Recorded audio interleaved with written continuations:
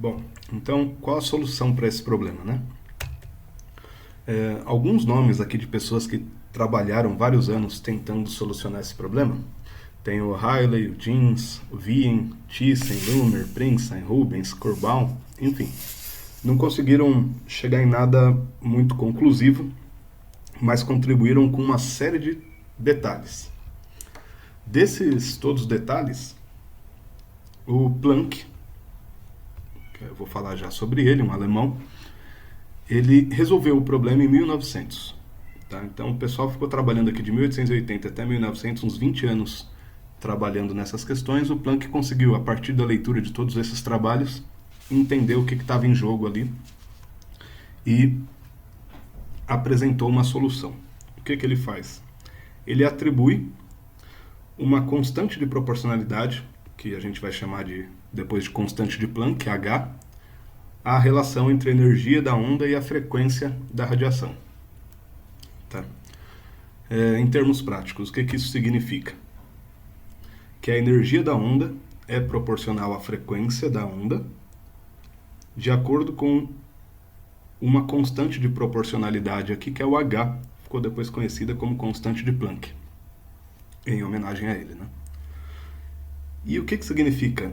Esse H é um valor constante, né, como o próprio nome diz aqui, mas é um valor fixo, né? Então, se estiver medindo em joules, por exemplo, ele vale 6,6 vezes 10 a menos 34. Se eu estiver medindo em eletrovolts, ele vale 4,1 10 a menos 15. Bom, a equação, percebam, é muito simples. É uma multiplicação aqui, um produto, né? Mas o que está por trás disso? O que está por trás é o seguinte. As contas deram certo, né? Coloquei aqui um balãozinho, eu esqueço desses balões que eu coloco. As contas deram certo. Então, usando esse tipo de equação, você voltava lá naquele gráfico e dava a conta certa na teoria também, combinava com a prática, com o experimento. Os matemáticos certamente adoraram, né? Mas, fisicamente, não tinha explicação. Por que a natureza se comportava assim? Diminuindo lá naquele gráfico aquela curva de intensidade, quando você aumentava a frequência, estava estranho, né? Enfim, aí apareceu um problema. Essa constante de Planck, vou voltar aqui na equação mais uma coisa. Essa constante de Planck, por ser um número fixo, imagina que fosse um número, esquece esse número feio aqui, 6,6, imagina que fosse o número 1.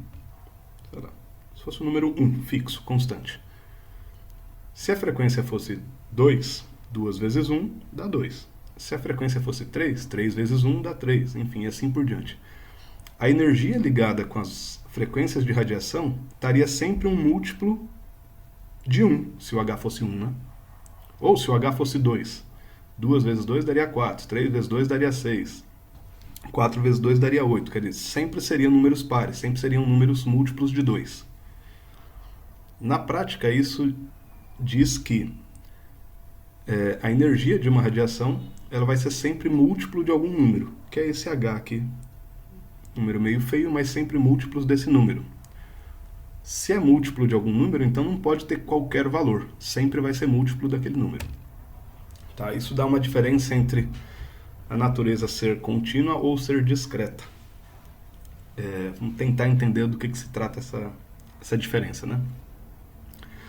Na mecânica newtoniana, na termodinâmica e no eletromagnetismo anterior, você considerava que a energia podia ter qualquer valor.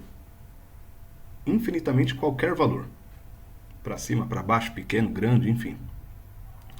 Era uma natureza, entendia que a natureza era contínua. Só que essa constante de Planck invalida essa ideia, né? Porque ela coloca que a natureza é discreta, que todo valor de energia é múltiplo de um número, como se fosse múltiplos de 2, múltiplos de 3, múltiplos de 1, enfim, múltiplo daquele número feio lá, mas sempre múltiplos de um número fixo, né? Então são valores limitados por pacotes. Se fosse 2, seria pacote de 2, 2, 2, 2. Se fosse 1, seria pacote de 1, 1, 1. Mas é esse número feio aqui, 6,6, 10 a menos 34. O fato é que esses pacotinhos, foram chamados de quantum, né? Uma quantidade, um pacote, uma quantidade fixa, tá? Em latim. Então, nasce o que a gente chama de mecânica quântica, que é a mecânica que estuda os quantum, ou os quanta, no plural, né? Dúvida do Planck. Isso era uma dúvida que ele mesmo escreveu, tá? Esses pacotes de energia, será que existem mesmo? Que toda a energia na natureza é dividida em pacotinhos? Ou será que foi só um truque matemático que eu usei e funcionou? Tá? Essas palavras dele mesmo. Um exemplo de natureza discreta. Tá? Por exemplo, separei aqui uma analogia com o dinheiro, né? O menor valor que a gente pode usar com os reais no Brasil é o centavo, né? A gente não pode comprar dinheiro fisicamente, comprar ou receber dinheiro fisicamente num valor menor do que 1 centavo. Tá? Essa moedinha, que eu nunca mais vi, não sei nem se ainda está em circulação, é a menor moeda, o menor valor de dinheiro que a gente pode usar fisicamente, né? Então, por exemplo, se eu tenho 10 reais, eu tenho mesmo que 1000 centavos. Eu não vou ter vírgula nos centavos, não posso ter isso. Porque todo o dinheiro que a gente usa é múltiplo dessa moeda aqui de 1 centavo. Ah, se eu tenho R$53,52, eu tenho 5.352 centavos. Tá? Esses R$53 é um múltiplo de cada 1 centavo. Né? Não tem fração do centavo. Não existe meio centavo, tá? Fisicamente. Então é como se a energia na natureza, na proposta do Planck, fosse uma energia múltipla daqueles pacotinhos múltiplos da constante de Planck. Tá? Aproveitando a deixa, agora a gente está num processo de publicação da nota de R$200 e eu vi essas possibilidades aqui que o pessoal da criatividade da internet aí usou. Qual seria o animal público na nota de 200, né? Enfim.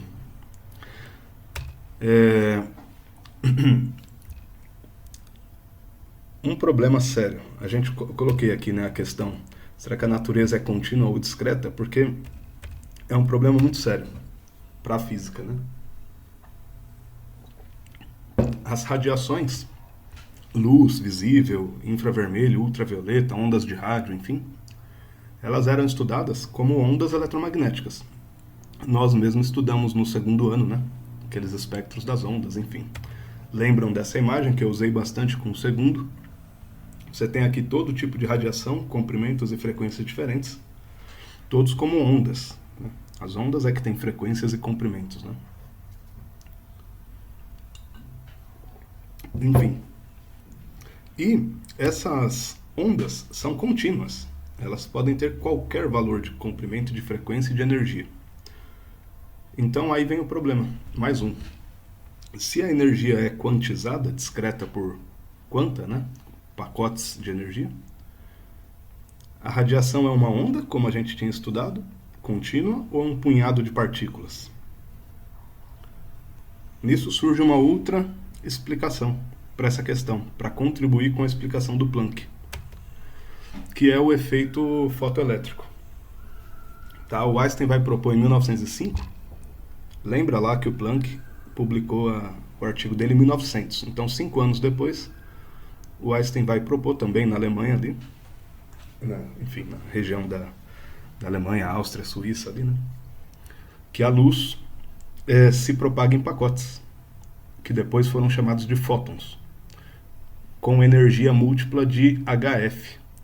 HF, vou voltar aqui só para ninguém esquecer, HF é o valor da energia usando a constante de Planck lá, atribuída em 1900, né? Então,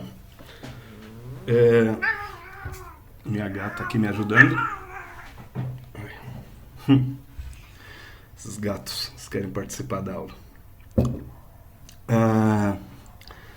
Qualquer dia eu tranco eles, amarro eles no pé da mesa e fica mais tranquilo.